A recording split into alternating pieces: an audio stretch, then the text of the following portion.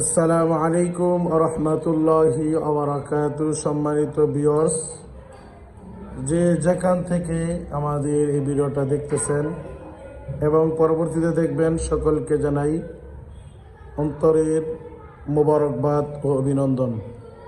এখন আপনাদের সম্মুখে আমাদের মাধবদী নুরানী মাদ্রাসার হেস বিভাগের ছাত্র আপনাদেরকে পবিত্র কালামুল্লাহ থেকে একটি আয়াত শোনাবেন।